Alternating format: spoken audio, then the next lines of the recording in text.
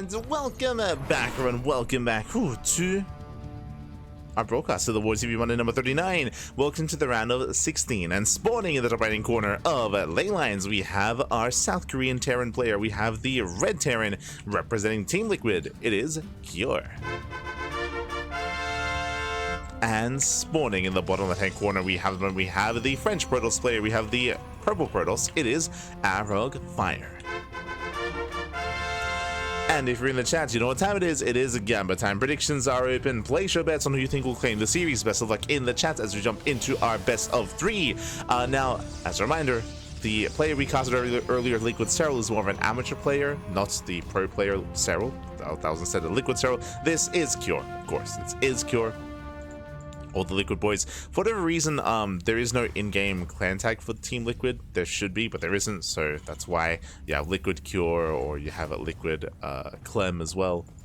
They have their the name Liquid in front of their names, as there's no in-game team. For some reason, SMH. Looking at you, Mana. Mana. SMH, my head. But we are going to be settling in. We're going to be settling in so far. Double gas opener out of Cure. This is to be expected. Again, when it comes to Cure, and if you've been watching him as of late over the past 2 months at this point, Cure has been hyper aggressive in his play. He's been hyper aggressive. We've seen almost non-stop 2-base all-ins, especially during GSL. And if you remember when we were covering DreamHack Dallas, the question was, is Cure still hyper aggressive? Is he still going for these all-ins? And during DreamHack Dallas, we found out the answer to that. The answer is yes. He was still just going for non-stop all-ins. Now that has changed coming into the EWC qualifiers. If you were watching Cure during the EWC qualifiers, then Cure, he did ease up on the all-ins, and we have seen Cure now have more diverse play, mixing in all-ins and some more standard play as well. So he's not as intense or not as aggressive as he was at the start of 2 months ago, at the start of May. So we calm things down. Despite that, of course, double gas means faster factory. From here, we can go into Reactor Reaper Hellion. We can go into an earlier tech lab, into a Cyclone. We can go into an earlier tech lab, into a Starport, into an add-on swap after Cyclone, into Banshee play. Like, there are options here available to the Cure. We'll keep an eye on the setup as he's going for a delayed CC. Meanwhile, across the map, Arrogfire going for a second choice, going for a Twilight Council opener. Standard opener out of Arrogfire should be working towards Blink. Arrogfire, he doesn't really want to deviate too much, so we expect, 3 Gate Blink into a third. Adept will move out, and with this, we will get eyes on the timing of the CC. As we are going to be zoned away by the Reaper Hellion. I'm aware of the early Hellion. Is aware of the opener. Behind this, no add-ons. Okay, as in, no tech lab, I should emphasize. We're going for the Widowmine. Starport's on the way for early drop play. Nothing too crazy yet. So we're going to be opening up Widowmine drop. Likewise, Blink is on the way. Again, we saw the Twilight Council, so we did expect Blink to be on the horizon here from the side of Arrogfire. Reapers are moving out. Hellion as well. Adepts are waiting back at home. Nice Sim City. Remember, Arrogfire, he did run into the Hellion earlier, so he's aware of what's out there and is ready. Mine drop is on the way alongside Marines. Okay, Marines left at home. Widowmines, they move out. Behind this, then we're getting to our tech labs. And Curie's hoping for economic damage here. So far, he is not finding it. Arrogfire, he does not commit to the shade. Hellion does get in. Yeah, Hellion does rush past. There was an opening. Stalk is in position, and the Hellion is denied. Gets one volley off in the mineral line. Not even. Whew. And so far, Arrogfire, he holds. Likewise, mine drop into the main. Arrogfire trying to keep up. Mine drop going off. So far, nice on burrowing there. Just being as annoying as possible, delaying the push, or delaying the, oh my god, delaying the mines, delaying the mineral line, I should say. And so far, one Widowmine does escape, but barely any HP here on that medevac. So Arrogfire does defend, claiming a third expansion. Again, this was 2-gate blink. Ooh, 2-gate blink into a third. Very greedy build here by Arrogfire, but so far he's getting away with it. Cure behind this, just getting tank production, setting up back at home, being defensive, and so far things are looking good for Arrogfire. He defends well against the Reaper Hellion, he defends well against the mines. Yes, he was denied mining time for quite some time there, but he gets away with a greedy build. Across the map, he does have map control, of course, he's containing his opponents. I don't really see Arrogfire committing here. He shouldn't be trying to break through. He does commit to the Shade, though. Gets a couple of SCVs. Yeah, three SCVs. Actually getting a little bit more. Yeah, 6 SCVs do go down for the cost of a Stalker. Oh. Oof. As Arrogfire does blink away. Does blink away in time. And from here, we're just getting into the mid game. From here, we're now taking him to charge, +1. We're going for delayed splash damage. This can lead into Storm or into Colossus. Oh, as the Mind Drill comes back in. Late reaction. Oh no! Ooh, late reaction. 5 pro kills. Ay, ay, ay. The Widow Miner will get away. There's the pickup, does go back behind the dead space. At the same time, Raven harass here towards the left-hand side. Again, Arrogfire, he was distracted. Stalkers pull away, and Cure, he snuck out across the map, but Arrogfire is out of position. He's been skipping warp-ins. There's no army. Arrogfire, he just went for a gateway explosion. He's not ready for this. There's nothing here.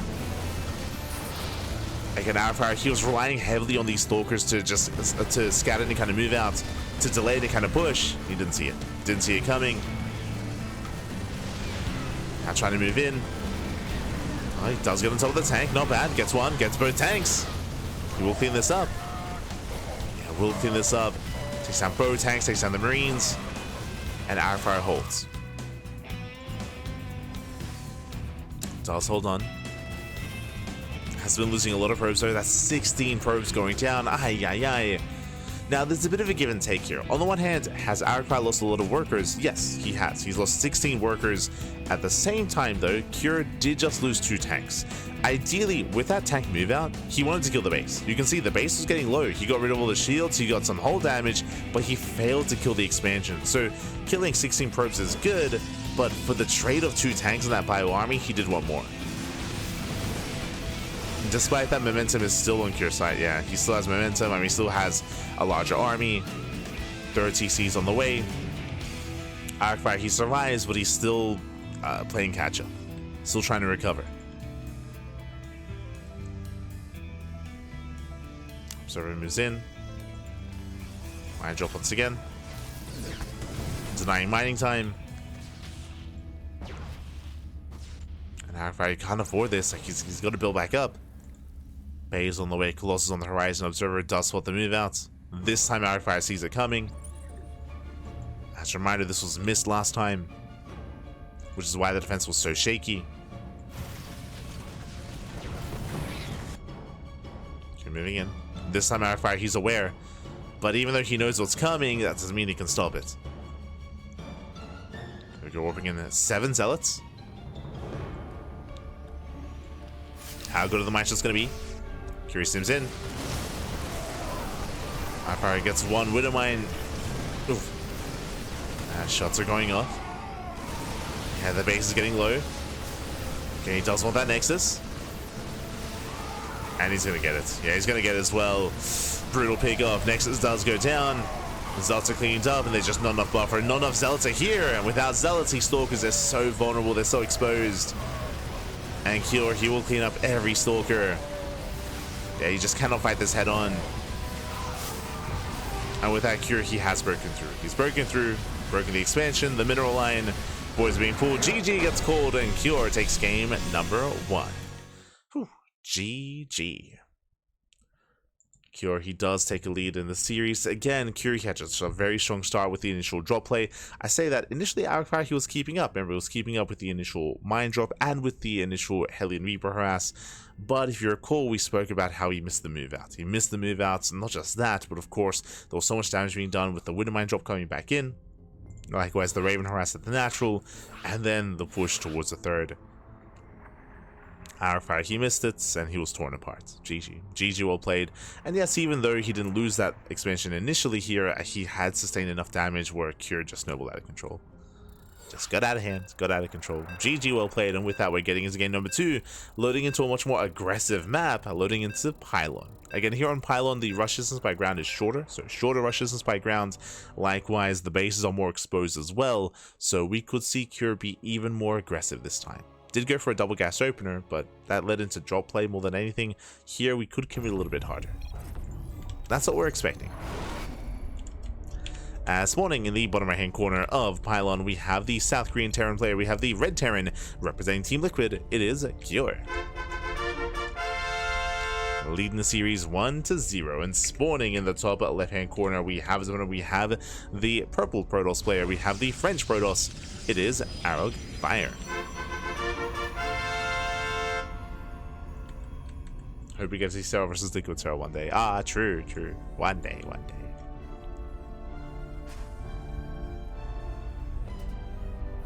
It's like Azura being Zaun fan. True.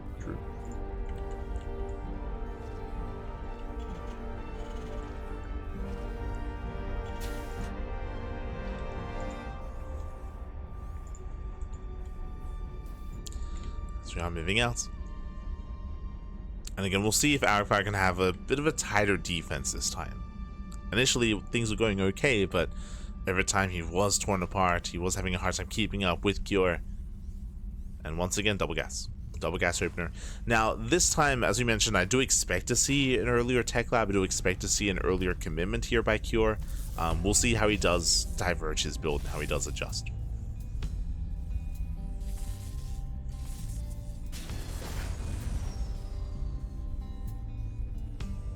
So we're going for that faster factory.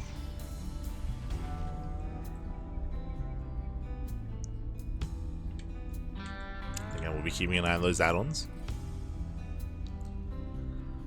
Likewise, Arrogfire just going gate, cyber, expand.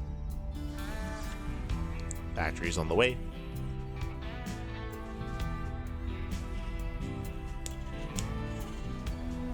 Settling in.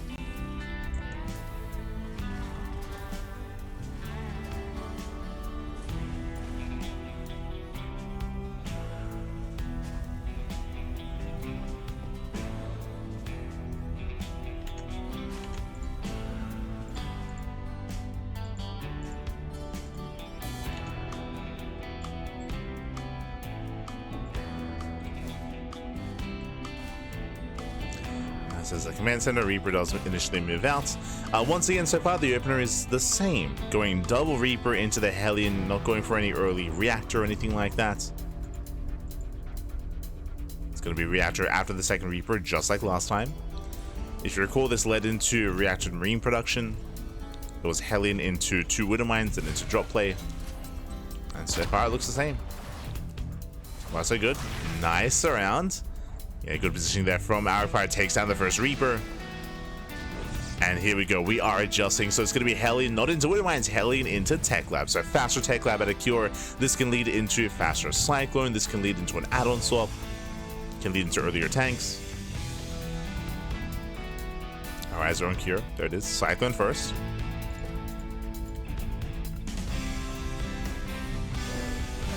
Reaper Hellion into natural. Gets a probe. Gets 1. Gets 2. Oh, gets 3 probes. This is getting a bit out of hand. Yeah, Heli volley goes off. Oh my god, the probes are lighting up. No! Gets another shot off. 5 probes. Yeah, 5 workers go down. A strong start here for Cure. Bearing in mind the Reaper Heli does not scale well into a longer game. So the trade for 5 probes is well worth it for Cure. So stronger starts. Cyclone straight into tank production. So earlier Cyclone, earlier tanks from Cure. With this, hoping you catch out the Adept. And he will. There's a lock on. He wants him, and he gets him.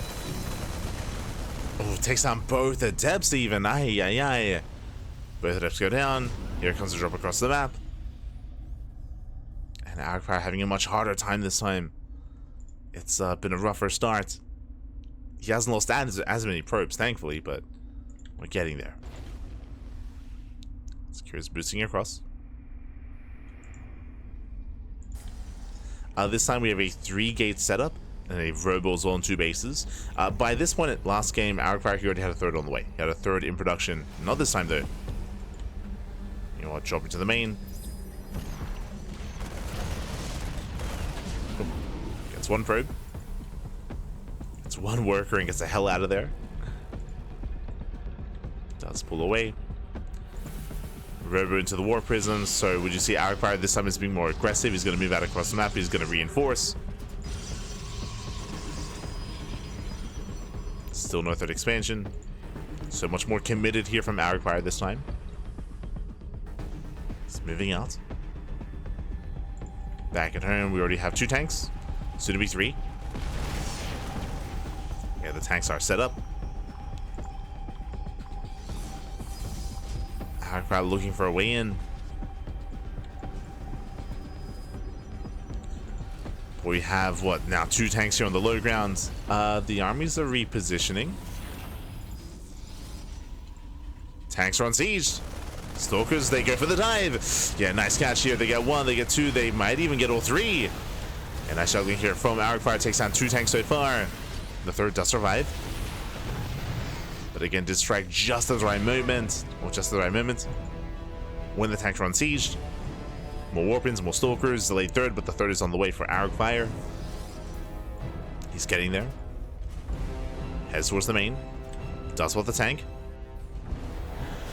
Doesn't like what he sees.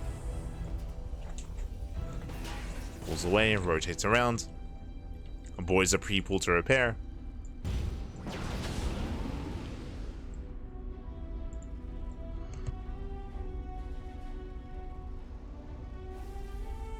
As the Prism does slip into the main. 4 stalkers, they one-shot SCVs.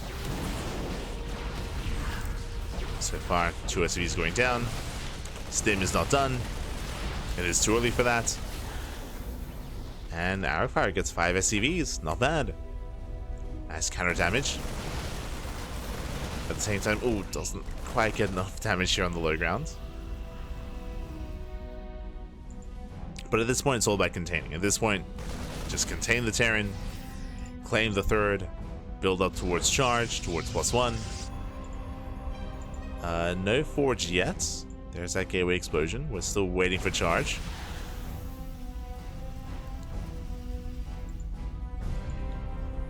As we have slow lots warping in. There we go. Charge on the way. Now, this is late. Like, we've already been backing up gas, so charge could have already been on the way. That is a bit of an oversight from Arrogfire, and hopefully that doesn't kill him.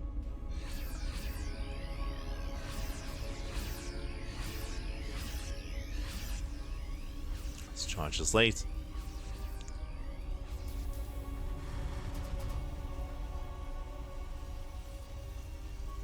Going for the Bay and the Forge at the same time. Getting another SCV. And so far so good. There's a recall back home.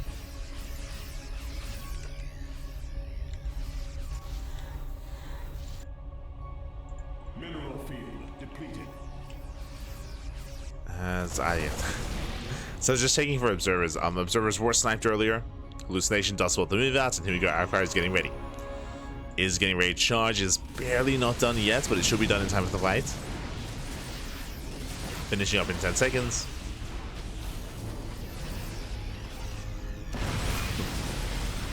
Arrogfire is punished. Bleeding out a couple of stalkers. 3 stalkers going down.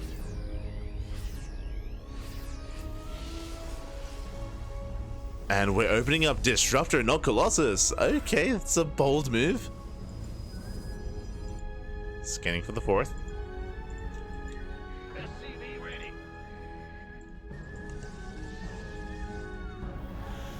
Cure taking his own 3rd. He rotates once again, checking for a 4th expansion. There is none.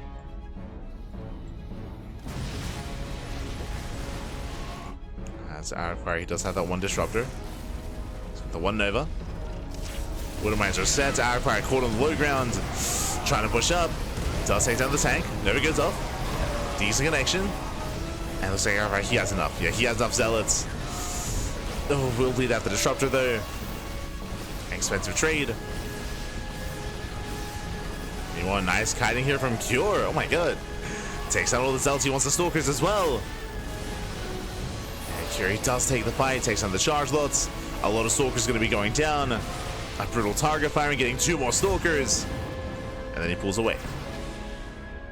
Does pick up, does pull away. A better trade here for Cure. Drop back into the main.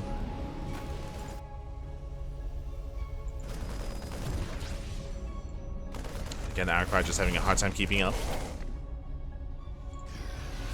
Again, the 4th is late. Probes did go down. Curie does take a worker lead plus mules. So Curie economically he's ahead. Has the greater economy.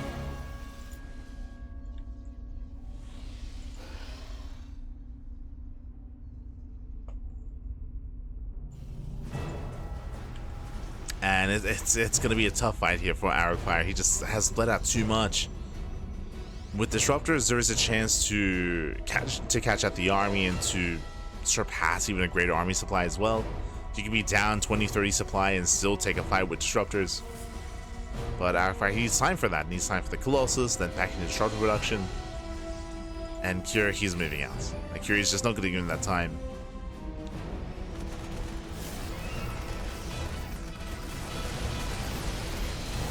Cure now mixing in those Vikings. Scans at a time, does spot the Colossus. And there's just barely a gateway army here. Yeah, there's just not enough. Vikings now moving in as well. Marauders ace in forward, there's just no support for the Colossus. Yeah, they're on their own. They're on their own. 1 Colossus goes down, down to 1 remaining. The Zelts are holding their own.